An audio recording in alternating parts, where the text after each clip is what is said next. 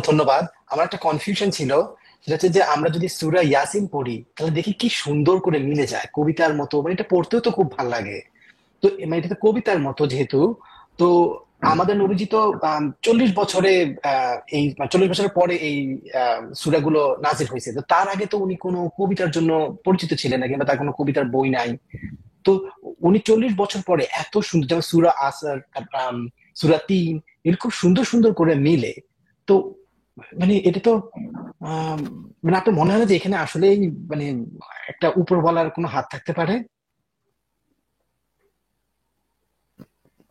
মুফতি মাসুদ ভাই। আচ্ছা, হ্যাঁ, কিং, আপনি চমৎকার একটা প্রশ্ন করেছেন, খুবই রিলেভেন্ট একটা প্রশ্ন, এই জন্য আপনাকে ধন্যবাদ।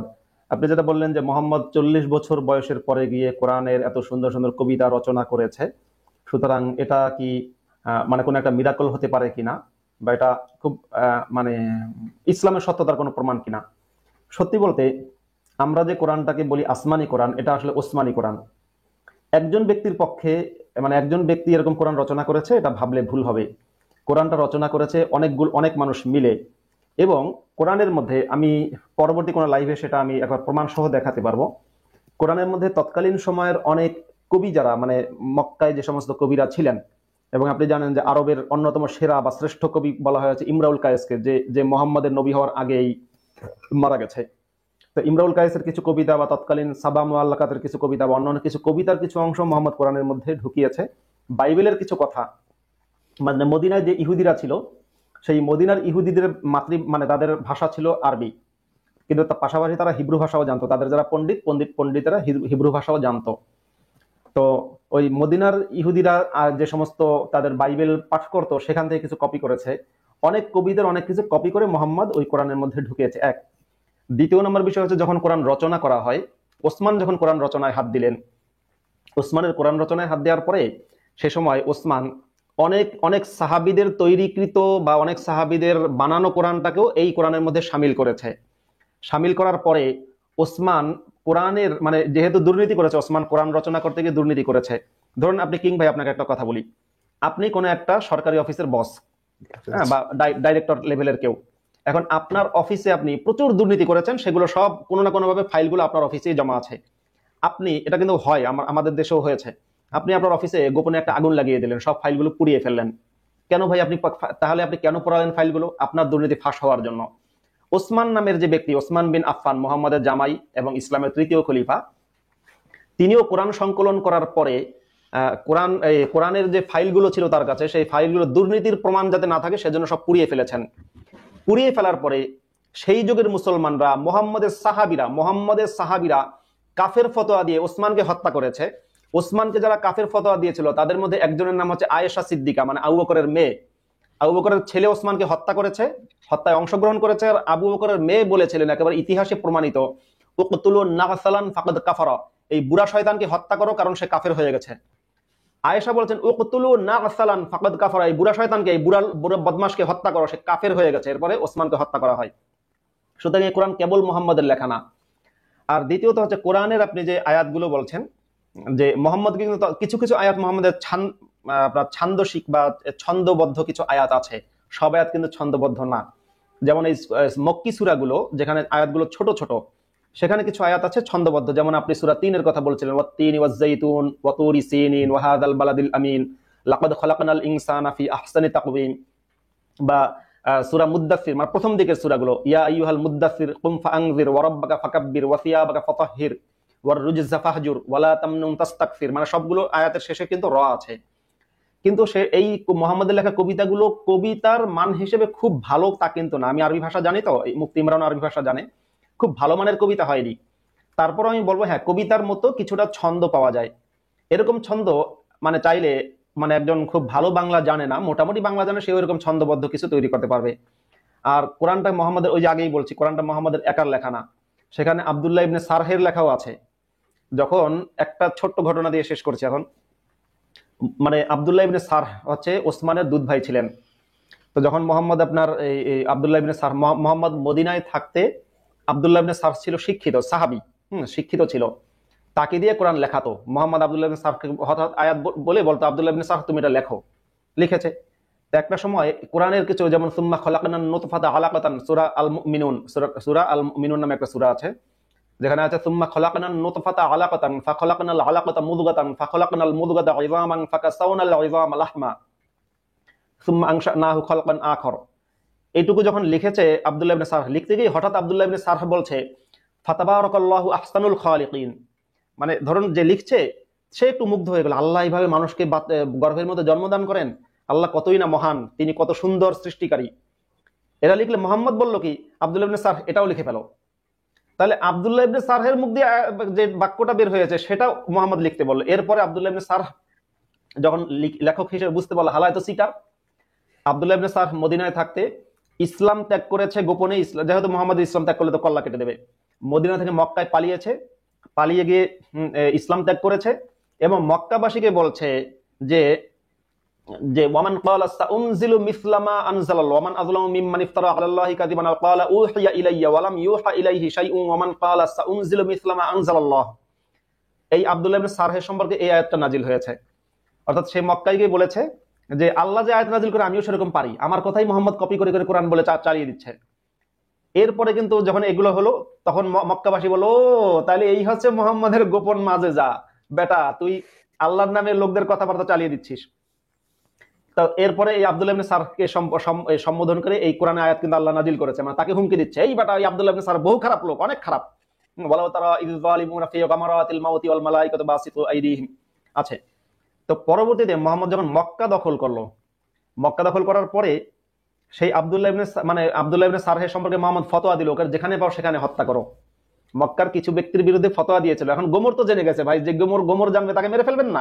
আমরা মাফিয়া তন্ত্রে কি দেখি, যে আমার গোমর জেনে গেছে, আমি যদি মাফিয়া বস হই আমি কি করব, ওই যে গোমর জেনে গেছে তাকে কতল করতে বলবো। মোহাম্মদ আব্দুল্লাহ ইবনে সারহের বিরুদ্ধে হত্যার ফতোয়া জারি করলো। শুধু তাই না, একেবারে ইসলামিক অথেন্টিক রেফারেন্স থেকে আমি বলবো, তাফসির থেকে দেখাতে পারবো, তাফসির ইবনে কাসির থেকে, আল বিদায়া ওয়ান নিহা, সিরাতের কিতাব থেকে দেখাতে পারবো, মুসলমানদের লেখা অথেন্টিক কিতাব থেকে দেখাতে পারবো। মক্কা বিজয়ের দিন আব্দুল্লাহ ইবনে আবু সারহ যখন বুঝলো তাকে তো মোহাম্মদের লোকেরা পেলেই হত্যা করবে, এবার ওসমানের আশ্রয় গেছে। ওসমান যেহেতু তার দুধ ভাই ছিল, ওসমানের আশ্রয় গিয়েছে। ওসমান আব্দুল্লাহ ইবনে সারহকে নিয়ে মোহাম্মদের কাছে গেল, গিয়ে বলো হুজুর, সে ভুল করে ফেলেছে, জানের মায়া তো প্রত্যেকেরই আছে, সে ভুল করে ফেলেছে, সে এখন মুসলমান হতে চায়। তখন মোহাম্মদ 3বার কোনো রেসপন্স করেনি। তৃতীয়বারে গিয়ে মোহাম্মদ রেসপন্স করলো, আচ্ছা ঠিক আছে, মুসলমান হতে চাইলে কালেমা পড়ো, কালেমা পড়লো। পরে আব্দুল্লাহ ইবনে সারহ সরে গেলে এই হচ্ছে একমাত্র ব্যক্তি, আমি ঘটনা বলি, মানে ইতিহাসে এই হচ্ছে একমাত্র ব্যক্তি যে ইসলাম গ্রহণ করা সত্ত্বেও মোহাম্মদ তাকে হত্যা করতে চেয়েছিল। সরে গেলে মোহাম্মদ বলল অন্য সাহাবীদেরকে যে ও ঢোকার সাথে সাথে তোমরা কেউ ওকে হত্যা করতে পারলা না। তখন একজন সাহাবীদের মধ্যে একজন বা দুজন বলল যে হুজুর আপনি একটু ইশারা দিতেন তাহলে গলাটা কেটে দিতাম। তখন মোহাম্মদ বলল যে নবীদের জন্য কোন রকম মানে এই ধরনের ইশারা করা এটা জায়েজ নেই, কিন্তু তোমাদের উচিত ছিল ওকে হত্যা করা। বোঝেন, সে কিন্তু মুসলমান হয়েছে, ইসলাম গ্রহণ করেছে, তাহলে মোহাম্মদ তাকে হত্যা করতে চাইলো কেন? মোহাম্মদের তো উচিত ছিল, সে যদি এত জান্নাত এত যদি চায় যে না মুসলমান, আব্দুল্লাহ ইসলামের ভাষ্য অনুযায়ী, ইসলামের ব্যাখ্যা অনুযায়ী আব্দুল্লাহ ইবনে সারহ ইসলাম গ্রহণ করেছে মানে সে জান্নাতে যাবে, সে সাহাবী। তাহলে একজন ব্যক্তি সাহাবী হলো, সে জান্নাতি হচ্ছে, মোহাম্মদ কেন চাইলো না সে যদি সে ইসলাম গ্রহণ করার আগে কেউ তাকে হত্যা করতো? সে মোহাম্মদ চেয়েছিল ইসলাম গ্রহণ করার আগে কেউ তাকে হত্যা করুক। যদি ইসলামের ফতোয়া বা ইসলামের ব্যাখ্যা অনুযায়ী ইসলাম গ্রহণ করার একটু আগে যদি কেউ তাকে গলাটা কেটে দিত, তাহলে সে ফি নারি জাহান্নাম খালিদিনা ফিহা, চিরকাল জাহান্নামের আগুনে জ্বলতো।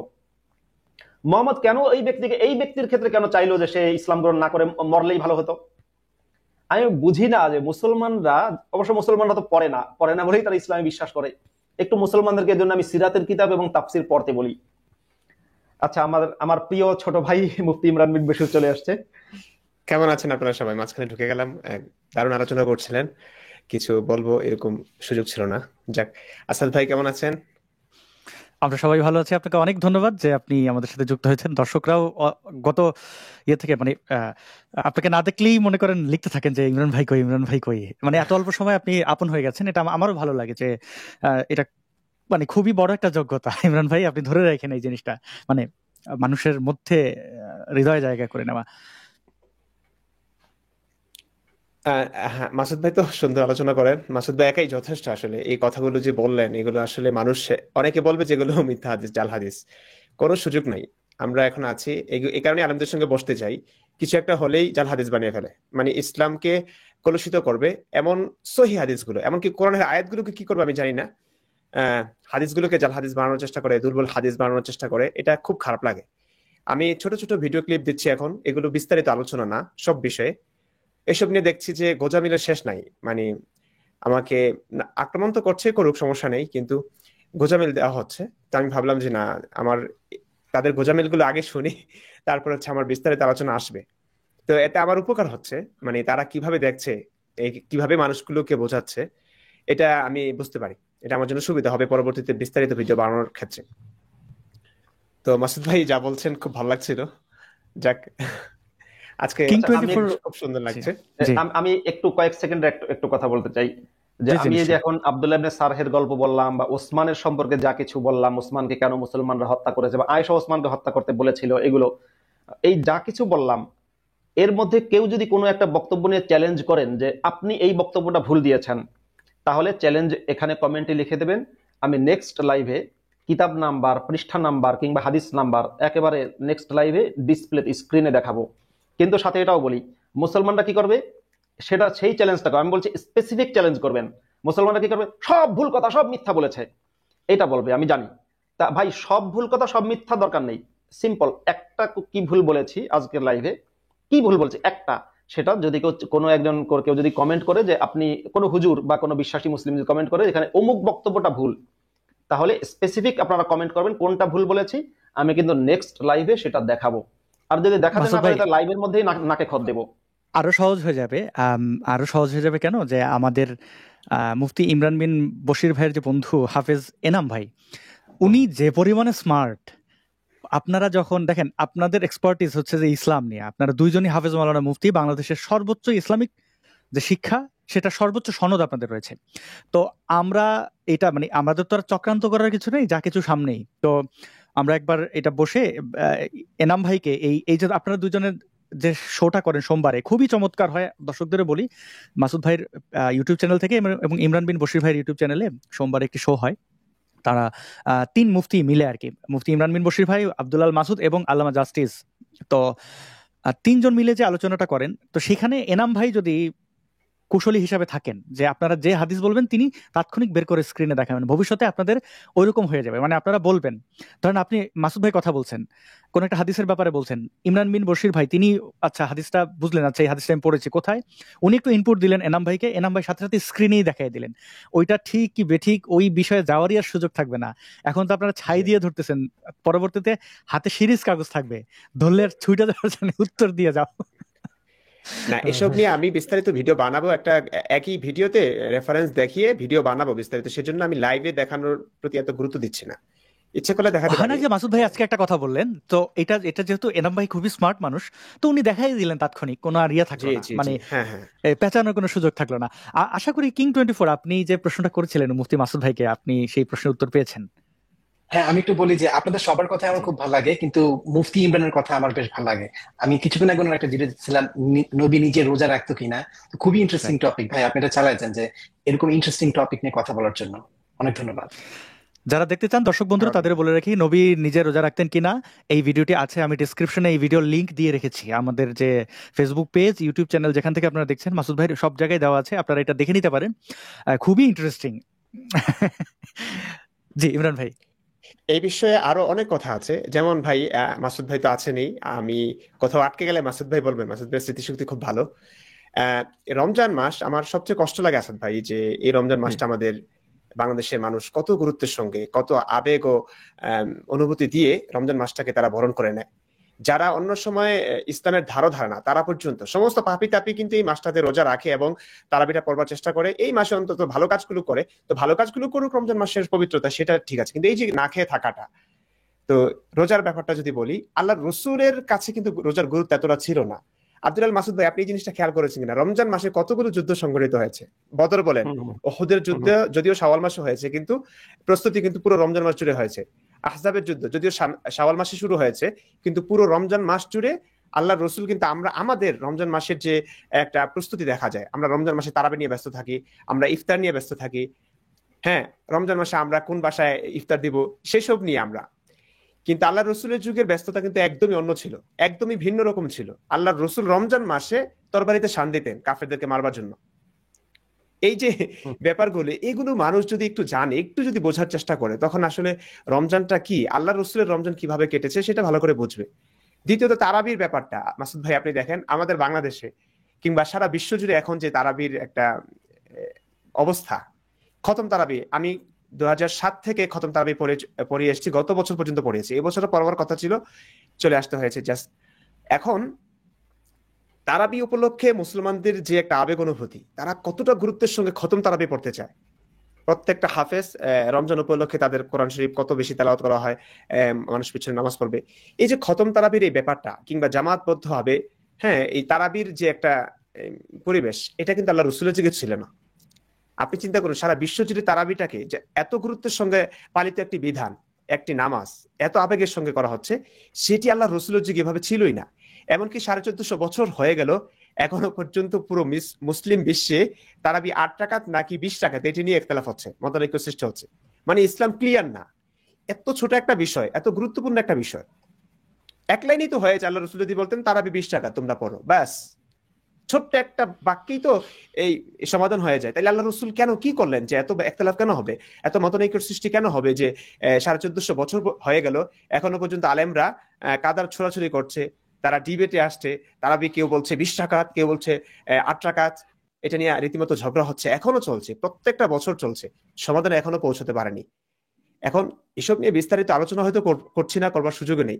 আমার প্রশ্ন হচ্ছে, 1450 বছরে এই ছোট্ট একটা টপিক নিয়ে আলোচনা শেষ কেন হয়নি? ইসলাম এত অস্পষ্ট কেন? আল্লাহ রসুল তাহলে কি করেছেন? রমজান মাসে আমরা কি বুঝি? সেহারি, ইফতার, তারাবি, এই তো। এই তিনটা বিষয় ক্লিয়ার না কেন? তারাবি এত গুরুত্বপূর্ণ হলে রমজান 20 টাকা তারাবি না 8 টাকা তারাবি স্পষ্ট না। খতম তারাবি তো আল্লাহ রসুলই পড়েন নাই। একটু মুফতি ইমরান আমি একটু সাথে যুক্ত করি। 20 রাকাত তারাবি সম্পর্কিত, মানে মোহাম্মদ 20 রাকাত তারাবি পড়েছে এ সম্পর্কিত একটা সহিহ হাদিস কেউ যদি দেখাতে পারেন, ভাই, কেউ যদি একটা অনলি ওয়ান পিস সহিহ হাদিস দেখাতে পারেন, তাহলে আমি মুফতি মাসুদ আমার যে সার্টিফিকেট আছে সব পুড়িয়ে ফেলবো, চ্যালেঞ্জ। অনলি একটা সহিহ হাদিস যে মোহাম্মদ রোজার মাসে 20 রাকাত তারাবি পড়েছেন এবং কিংবা 20 রাকাত তারাবি পড়ার নির্দেশ দিয়েছেন তার সাহাবীদেরকে, তাহলে বাংলাদেশ, ভারত, পাকিস্তান সহ সারা বিশ্বে যে 20 রাকাত তারাবির প্রচলন, এটা কোথায় পেয়েছে? কোথাও নেই। তারপরে তারাবির মধ্যে কোরআন খতম করা, মানে 20 রাকাত তারাবি কোরআন খতম করা, আসলে কি হয়েছে, মানে ইসলামটা হয়ে গেছে একটা জবরদস্তিমূলক ধর্ম, যে মুসলমানরাও কিন্তু ইসলামটাকে পছন্দ করে না, কিন্তু চাপিয়ে দেয়। যেমন ধরেন এই যে খতম তারাবি, এত কষ্ট করে মুসলমানরা খতম তারাবি পড়ে, এই খতম তারাবির মধ্যে কোরআনটাকে যেভাবে পাঠ করে, মুফতি ইমরান নিশ্চয়ই জানো এটা কি, মানে এই কোরআন পড়ে নাকি ওই জাপানের মানে হাই স্পিড ট্রেন চলে, ভাই বুঝতে পারবেন না, পার্থক্য বুঝবেন না, কোরআন কি পড়ে, কেউ কোনো আয়াত বোঝে না।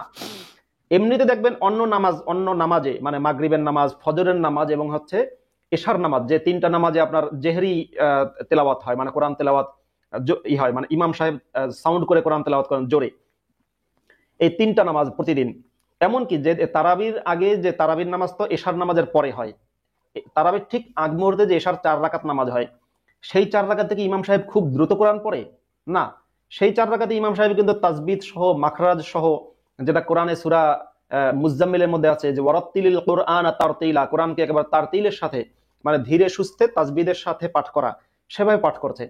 তারাবিতে গিয়েই কিভাবে এটা হঠাৎ করে আপনার মানে সুপারসনিক ট্রেন বা এই যে কি বলে হাইপারসনিক ক্ষেপণাস্ত্রের গতিতে ছোটে, মানে সেই মনে হয় যেন হাইপারসনিক ক্ষেপণাস্ত্রের গতিতে ইমামরা। আসলে ঘটনাকে এই যে হাফেজরা তারাবি পড়ায়, তারাবির বিনিময়ে তারা একটা টাকা পায়, যেহেতু হাফেজরা সাধারণত মানে ইউজুয়ালি গরিব হয়।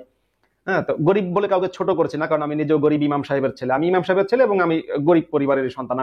আমি ওই যে সার্জিসের মতো মানে দাদার আমল থেকে জমিদারের নাতি না, আমি কোনোভাবেই সার্জিসের মতো জমিদারের নাতি না।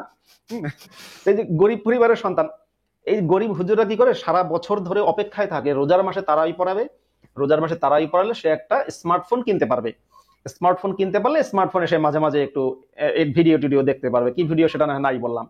ওই জন্য আর কি এখন নামাজে দাঁড়িয়ে সেই মানে হাইপারসনিক মিসাইলের গতিতে তারাবি পড়ে। এই ধরনের নামাজ সত্যি কথা আমি আমি আমি বলছি না, আমি বলছি যে কোনো মুসলমান, বাংলাদেশের যে কোনো মুসলমান যে কোনো মাদ্রাসার ফতোয়া বোর্ডে গিয়ে জিজ্ঞাসা করবেন যে হুজুর, কিংবা আপনি তারাবির নামাজে হুজুর যে তেলাওয়াত করে সেই তেলাওয়াতটা রেকর্ডিং করবেন। কোনো একদিন, আমি মুসলমানদেরকে বলছি, কোনো একদিন তারাবির নামাজে গিয়ে আপনি বিশ্বাসী মুসলমান যদি হন তবেই বলছি, তারাবির নামাজে গিয়ে ওই তেলাওয়াতটা রেকর্ড করবেন, রেকর্ড করে কোনো একটা ফতোয়া বোর্ডে পেশ করবেন যে হুজুর এই তেলাওয়াতের গতি, এই নামাজ কি হবে নাকি হবে না, এই নামাজ হবে কিনা। এত মানে যখন মদ গুন্না মাখরাজ আদায় করানো হয়, যখন তাজবিদ ছাড়া কোরআন তেলাওয়াত করা হয়, তখন অর্থ উল্টে যায়। অর্থ যখন উল্টে যায়, অর্থ যখন মানে বিকৃতি সাধন হয়, তখন সেই নামাজ নামাজ না। সত্যি কথা, সেই নামাজ কিন্তু নামাজ না। হ্যাঁ, না মাসুদ ভাই, এগুলো আমাদের মধ্যে যারা ভালো আলেম আছেন আল্লাহওয়ালা, তারা কিন্তু সব সময় এই দিক নির্দেশনাগুলো দিয়ে থাকেন যে নামাজে তারাবির তেলাওয়াত গুলোতে ধীরস্থির ভাবে তার তিলের সঙ্গে তেলাওয়াত করা উচিত, কিন্তু এগুলো মানা হয় না। আমি মানতাম না। ব্যাপারটা হচ্ছে আমি এত বছর তারাবি পড়াচ্ছি, কি হয় জানেন, যখন একটু ধীরে ধীরে পড়ানোর চেষ্টা করি, তখন অনেক মুসল্লি, বেশিরভাগ মুসল্লি তো ওই মার্কা, হুজুর আপনি হুম, হুম, এত ধীরে ধীরে পড়লেন, একটু তাড়াতাড়ি তাড়াতাড়ি, এত তাড়াতাড়ি পড়ি তাও তাড়াতাড়ি, মানে ওই যে হ্যাঁ, মুসল্লিরা চালায় আমাদেরকে। তো হাজিরা দিতে হুম, আসছে, হ্যাঁ। হ্যাঁ হ্যাঁ, তো ওরা তাড়াতাড়ি বললে খুশি হয়। তো আপনি যে বললেন অর্থ, আসলে অর্থ বোঝা যায় না। অর্থ কে বুঝে ভাই?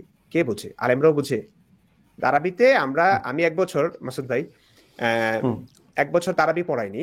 আমি সেই বছর ইচ্ছে করেই চেয়েছিলাম যে ঢাকা যত বড় বড় মসজিদ আছে, বাইতুল মোকাররম থেকে তারা মসজিদ, তারপর হচ্ছে আমার ছোট খালাম্মার বাসা হচ্ছে নাজিরাবাজার চৌরাস্তা, তো আমি সেখানে এক বছর ছিলাম, এবং এক বছর ইচ্ছে হয়েছিল আমার যে প্রত্যেকটা মসজিদে, বড় বড় মসজিদে গিয়ে দেখবো, তাদের তেলাওয়াত শুনবো যে তারা কিভাবে পড়েন। এই তারাবি কি আমরাই এত তাড়াতাড়ি পড়ি, নাকি অনেক বড় বড় মসজিদের হাফেজরাও এভাবেই পড়ে, নাকি আরো একটু সুন্দর করে পড়ে? ভাই কি যে বাজে একটা অভিজ্ঞতা হয়েছে। বড় বড় মসজিদ যেখানে কোটি কোটি টাকার ব্যাপার স্যাপার, তারা মসজিদে গেলাম।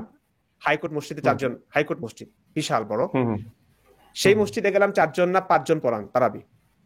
হুম, হুম, হুম, ভাই একজনের একটু তেলাওয়াত ভালো শুনেছি, মানে বোঝা যায় কিছু, বাকি 4 জন হুম, বা 3 জনের তেলাওয়াত মানে ওই যে পৃষ্ঠার প্রথমে একটু বোঝা যায়, আর শেষে টানটা বোঝা যায়। এর মাঝখানে কি পড়েছে সে নিজেও জানে না, আর পিছনে যারা আছে এরা তো জানেই না। এটা নিয়ে আফসোস নাই, কারণ এরা বুঝেই না। আমি একজন হাফেজ হয়ে আমি পর্যন্ত বুঝতে পারলাম না সে পুরো পৃষ্ঠা জুড়ে কি পড়েছে, আর মাঝখানে আয়াত হুম। তো রয়েই যায়, সেটা না হয় বাদই দিলাম। যতটুকু পড়ে সেটুকুর কিছুই বোঝা যায় না। তো অর্থ তো অনেক দূরের বিষয় ভাই, তেলাওয়াতটা মানে ওইটা পর্যন্ত কিছুই না। তো এরা কি জন্য পড়ায়? এরা নিজেরাও জানে এই নামাজ কিছুই না, নামাজ পড়ালে, তারাবি পড়ালে মোটা অঙ্কের একটা ইনকাম হবে তাদের, সেই জন্য। এটা তো সারা মাসের একটা বড় ইনকাম, মানে সারা বছরের একটা বড় ইনকাম, সেদিকে হ্যাঁ যাচ্ছে। হ্যাঁ। আচ্ছা, কিং 24, আপনি আর কি কোনো প্রশ্ন রাখবেন? না ভাই, আমি আমার যাওয়ার আগে আমার দুটা, যেটা হাদিস নিয়ে কথা হচ্ছে, আমার দুইটা পছন্দের জি হাদিস বলে যাই।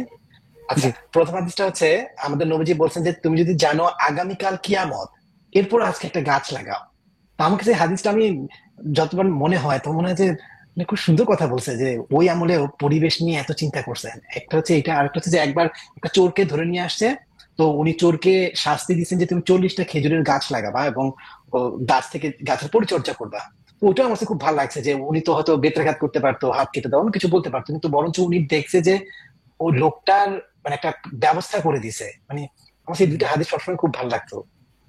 জি, এই দুইটা হাদিস কি আসলে আসলে এটা সহি? ও আহ, আচ্ছা আচ্ছা। না, মাসাদ, হাদিসগুলো আহ, আপনি দুটো হাদিস পড়েছেন, কিন্তু আরো অসংখ্য হাদিস আছে যেখানে আছে আল্লাহ রসুল গাছ পুড়িয়ে ফেলতেন, গাছ উপড়ে হুম, ফেলতেন, অন্যের গাছ তাও দখল করতেন। তাও তাও তাও আমি হ্যাঁ ইমরান ভাইকে বলতে চাই যে ভাই এটা সহি বলে দেন, কারণ এই এই যে জিনিসগুলো ভালো, যেমন হিটলার, তিনি খুব প্রেমী ছিলেন, প্রাণীদেরকে তিনি হত্যা করতেন না।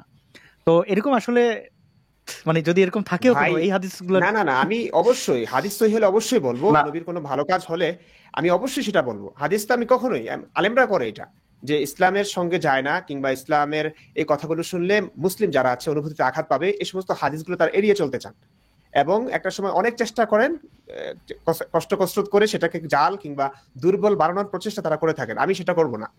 তবে আমি পুরো ইসলাম জুড়ে ভাই অনেক চেষ্টা করেছি একটা ভালো কাজ, মানে পুরো বিশ্বের সকলের জন্য, মানে ইসলামের অনেক ভালো কাজ আছে, সেটা শুধু মুসলিমদের জন্য, যারা এই ধর্মের ছায়াতলে আসবে, যারা আমার দলে আসবে তাদের জন্য, কিন্তু পুরো বিশ্ববাসীর জন্য, ধর্ম বর্ণ নির্বিশেষে সকলের জন্য একটা ভালো কাজ আমি অনেক চেষ্টা করেছিলাম, অনেক অনেক চেষ্টা করেছিলাম, খুঁজেছিলাম, আমি পাইনি।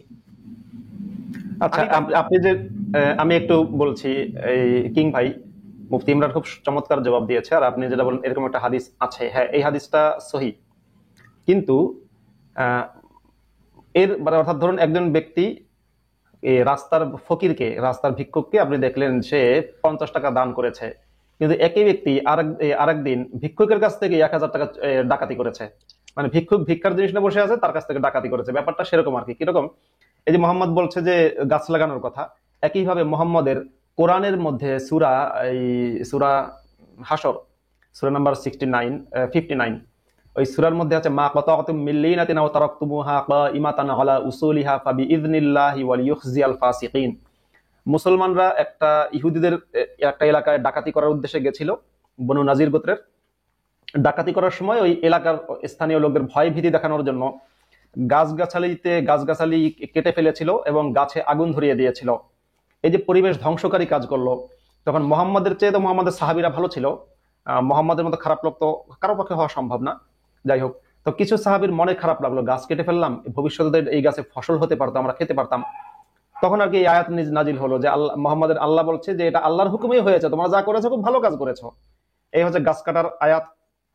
আর একটা হাদিসের মধ্যে এরকম আছে, মোহাম্মদ কোনো একটা রাস্তা দিয়ে যাওয়ার সময় এক সাহাবীর বাড়িতে ওই কোদাল জাতীয় মানে কৃষিকাজের কিছু উপকরণ দেখেছেন। দেখার পরে তিনি খুব বিক্ষুব্ধ হলেন এবং বললেন যে এই কেন আমার সাহাবীদের ঘরে এগুলো ঢুকবে। মানে মোহাম্মদ বোঝাতে চেয়েছে যে তোমরা সাহাবীরা তো জিহাদ করবা, কাফের কোপাবা এবং হচ্ছে তলোয়ার চালনা শিখো, তোমরা কিসের কৃষিকাজ করো। তা কৃষিকাজের বিরুদ্ধে মোহাম্মদের আরো বেশ কিছু হাদিস আছে। ধন্যবাদ কিং ভাই, আপনার অনেক ধন্যবাদ, থ্যাংক ইউ। আচ্ছা, কথা হবে সামনে। অনেক ধন্যবাদ জি, আপনি প্রায় সময় আমাদের সাথে যুক্ত হন প্রায় পর্বেই, এবং আপনি ভালো, আমরা এই ধারাবাহিকতা দেখতে পাই। হেফাজতে ইসলাম 2013 সালের শাপলা চত্বরে, মনে আছে নিশ্চয়ই, গাছ খেকো হেফাজত, তারা অনেক গাছ কেটে ফেলেছিল। বাহ, নবীর নিশ্চয়ই তারা এর জন্য প্রতিদান পাবেন। মানে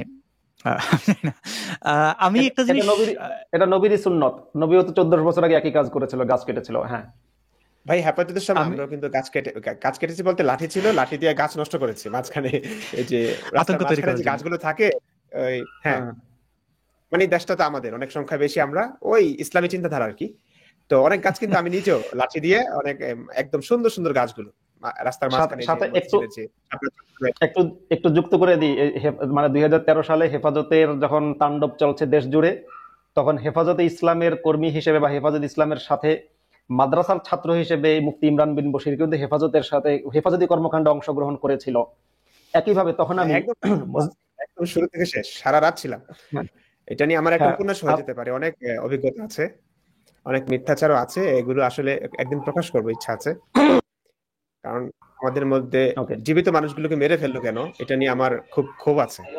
এটা আমি তখন বাংলাদেশে থাকা অবস্থায় বলতে পারিনি, কারণ এত বড় একটা মাদ্রাসা, এত মানুষ মারা গেছে। হ্যাঁ, কিছু হয়তো মানুষ মারা গেছে, কিন্তু আমরা পরবর্তীতে বুঝেছি আসলে আমরা তো কেউ খুব একটা চালু না, মানে টেকনোলজির ব্যাপারগুলো সম্পর্কে কিছুই বুঝি না। ওইখানে গিয়ে আমি টিয়ার শেল কি, এটার কাজ কি, এটা আমি তখন প্রথম দেখলাম। তারপরে বুঝলাম যে টিয়ার শেলের কাজটা কি, এটার মাধ্যমে মানুষ মারা যায় না, সাময়িক ইয়ে করা হয়। তো এর উপর সাউন্ড গ্রেনেড, এটা সম্পর্কে তো মনে করুন আমরা যখন গিয়েছি এর আগ পর্যন্ত জানাশোনা ছিল না। হেফাজতের সময় কি হয়েছে মাসুদ ভাই, এটা অপ্রাসঙ্গিক মনে হয়, তারপরে বলছি যখন প্রসঙ্গ উঠে গেছে। আমরা এত বোকাশোকা ছিলাম ভাই, আমরা মনে করতাম এগুলো হচ্ছে মানে একদম বোমা মেরে শেষ করে দিয়েছে। তো তখনই প্রশ্নটা হচ্ছে, কি রে এত আওয়াজ হচ্ছে কিন্তু মানুষ তো মরছে না, কই উঠে তো দৌড় দিচ্ছে আমাদের সঙ্গে।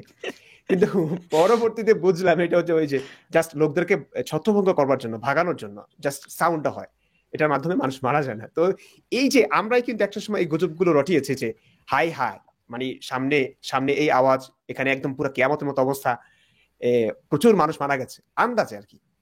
তো এটা এখন একটা গিল্টি ফিল হয় যে না, আসলে কাজটা তো ঠিক হয় না, আমরা অজ্ঞ ছিলাম, মূর্খ ছিলাম, টেকনোলজি এই ব্যাপারগুলো সম্পর্কে জানাশোনা ছিল না বলে আমরাই গুজবগুলো রটিয়েছি, নতুবা এত মানুষ মারা যায়নি যতটা শোনা গেছে। একটু বাড়িয়ে বলার প্রবণতা আমাদের।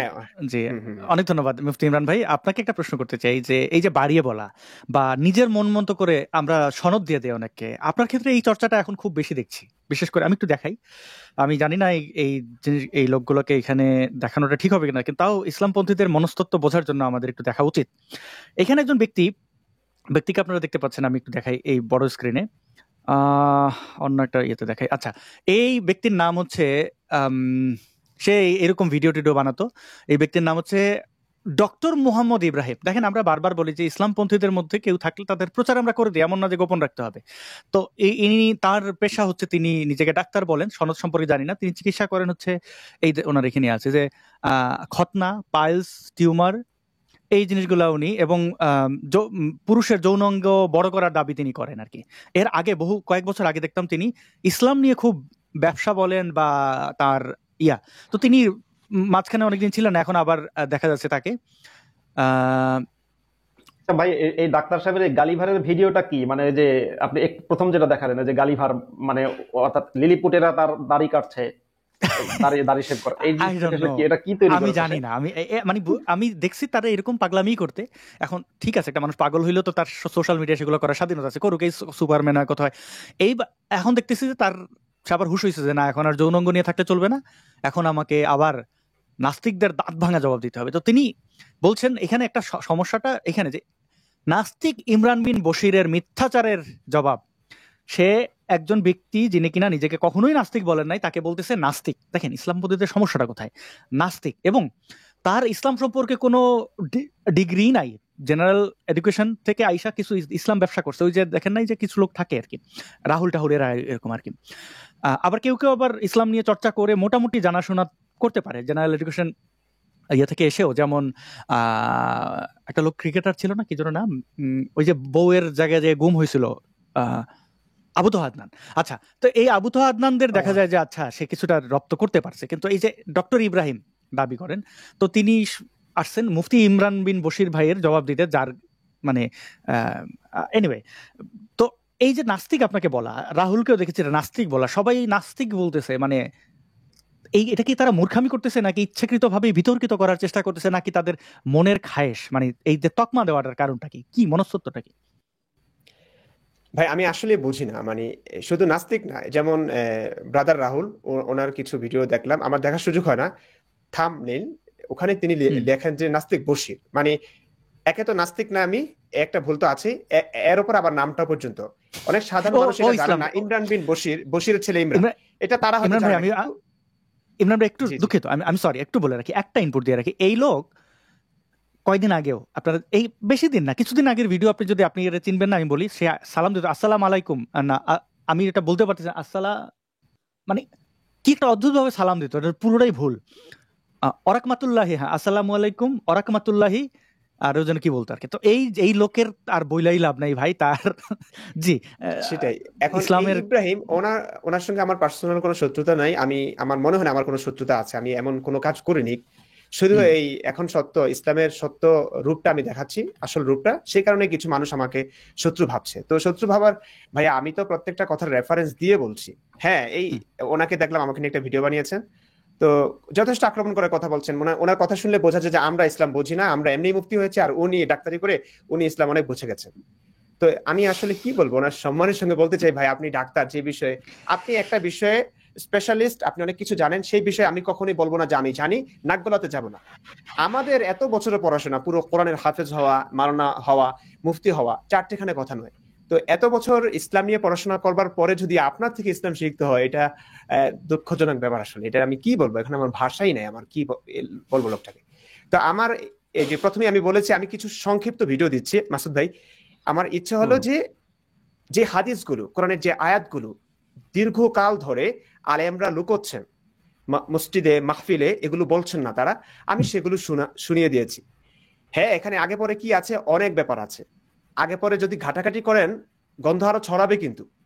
তো আমি এগুলো যে ভিডিওগুলো দিচ্ছি, এগুলো ট্রেইলারও না, ট্রেইলারের চাইতে ছোট কিছু থাকলে সেটা, এসব নিয়ে আমার বিস্তারিত আলোচনা আসবে।